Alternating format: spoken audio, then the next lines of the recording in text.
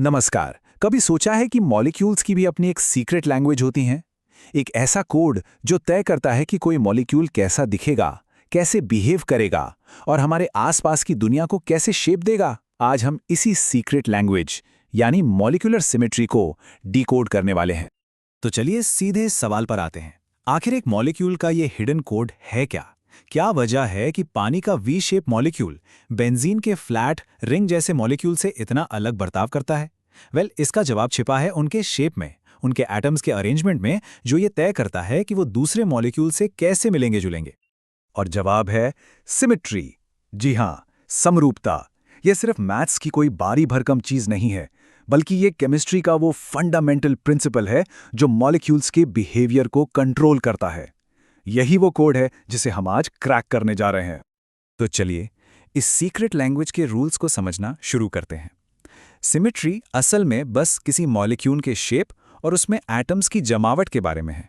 और trust me, सुनने में जितना कॉम्प्लिकेटेड लगता है ना, उतना है नहीं। तो आखिर ये सिमेट्री है क्या चीज? बहुत आसान शब्दों में, ये किसी भी चीज की वो खूबी है जहां आप उस पर कोई एक्शन करें, जैसे उसे घुमाएं या आईने में उसकी शक्ल देखें, और वो एकदम वैसा का वैसा ही दिखे जैसा पहले था। मतलब आप दोनों हालतों में कोई फर्क ही ना कर सके। अब इस कोड को समझने के लिए केमिस्ट लोगों के पास एक स्पेशल टूल किट होती है।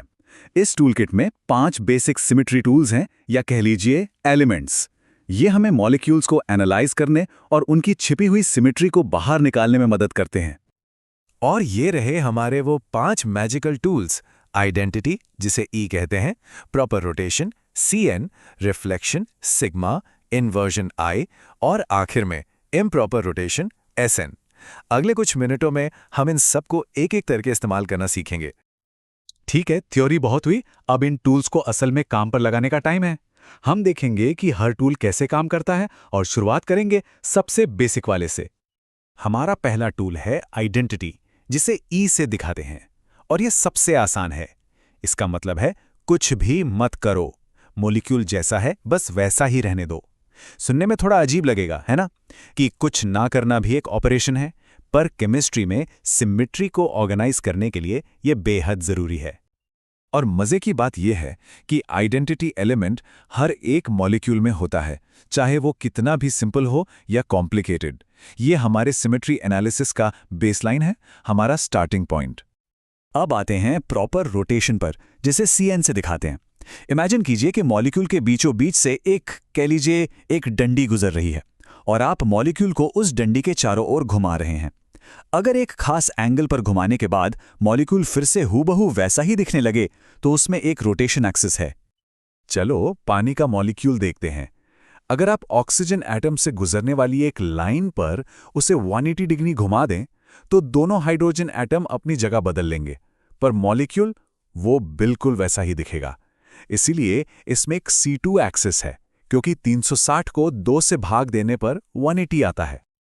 इसी तरह अमोनिया NH3 का मॉलिक्यूल, जो एक छोटे से पिरामिड जैसा दिखता है, अगर आप इसे नाइट्रोजन एटम से गुजारने वाली एक्सिस पर 120 डिग्री घुमाते हैं, तो ये फिर से पहले जैसा ही नजर आएगा। इसलिए इसमें C3 एक्सिस होता है। हमारा तीसरा टूल है रिफ्लेक्शन, जिसे सिग्मा से दिखाते हैं। सोचो, एक इमेजिनरी शीशा है जो मॉलिक्यूल को ठीक बीच से काट रहा है।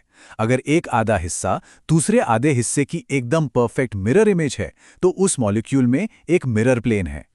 अब हाँ, केमिस्ट लोग इनकी डायरेक्शन के हिसाब से इनके अलग अलग नाम रखते हैं, जैसे वर्टिकल, हॉरिजॉन्टल या डायहेड्रल। पर मेन आइडिया बस इतना याद रखना है कि ये सभी एक ही काम करते हैं, मॉलिक्यूल को 2 बराबर आईने जैसी छवियों में बांटना। चौथा टूल है सेंटर ऑफ इन्वर्जन, जिसे I से दिखाते हैं। इसे ऐसे समझिए, कल्पना कीजिए कि मॉलिक्यूल के एकदम सेंटर में एक पॉइंट है। अब अगर हर एटम के लिए उस सेंटर के ठीक दूसरी तरफ उतनी ही दूरी पर एक वैसा ही एटम मौजूद है, तो उस मॉलिक्यूल में एक इन्वर्जन सेंटर है। और ये उदाहरण इसे बिल्कुल साफ कर देते हैं। जैसे बेंजीन एकदम बैलेंस्ड मॉलिक्यूल, उसमें ये सेंटर होता है। लेकिन पानी या अमोनिया जैसे मॉलिक्यूल्स में जो एक तरफ झुके हुए होते हैं, उनमें ये नहीं मिलता। और अब आता है हमारा 5वां और सच कहूं तो सबसे tricky tool, improper rotation SN। ये कोई सिंगल ऑपरेशन नहीं है, बल्कि एक 2 स्टेप कॉम्बो मूव है। ये ऐसे काम करता है। स्टेप 1, मॉलिक्यूल को एक एक्सिस पे घुमाओ, बिल्कुल प्रॉपर रोटेशन की तरह। स्टेप 2, फिर उसे उस एक्सिस के परपेंडिकुलर एक शीशे में रिफ्लेक्ट कर दो। अगर ये दोनों काम करने के बाद मॉलिक्यूल वापस पहले जैसा दिखने लगे तो उसमें एसएन एक्सिस है। मीथेन इसका सबसे क्लासिक एग्जाम्पल है, और ये थोड़ा दिमाग घुमाने वाला है। सुनिए, अगर आप मीथेन को 90 डिग्री घुमाएंगे तो वो पहले जैसा नहीं दिखेगा, तो उसमें C4 एक्सिस नहीं है। लेकिन अगर आप उसे 90 डिग्री घुमाएं और फिर एक शीशे में उसका रिफ्लेक्शन लें तो वो वापस अपनी असली शक्ल में आ जाता है। यही है S4 एक्सिस। ये दिखाता है कि कभी-कभी सिमेट्री के छुपे हुए नियम भी होते हैं।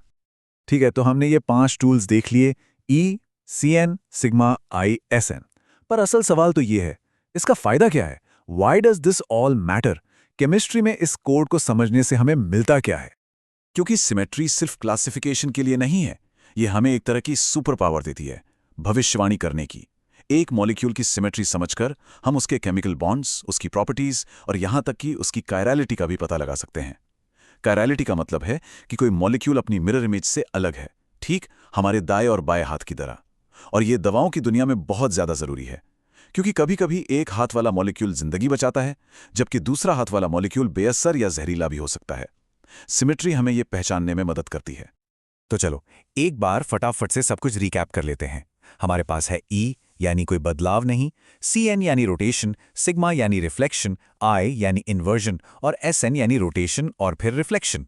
ये 5 तत्व ही मॉलिक्यूल्स की सीक्रेट लैंग्वेज के अक्षर हैं। तो हम इस सवाल के साथ आज का ये सिलसिला खत्म करते हैं। अगर सिमेट्री वाकई मॉलिक्यूल्स का ब्लूप्रिंट है जो उनके हर एक्शन और हर प्रॉपर्टी को तय करता है, तो जरा सोचिए कि इसके नियमों को समझकर और उनमें मास्टरी हासिल करके हम क्या-क्या बना सकते हैं। बेहतर दवाएं, नई स्मार्ट मटेरियल्स, संभावनाएं सच में अनंत हैं।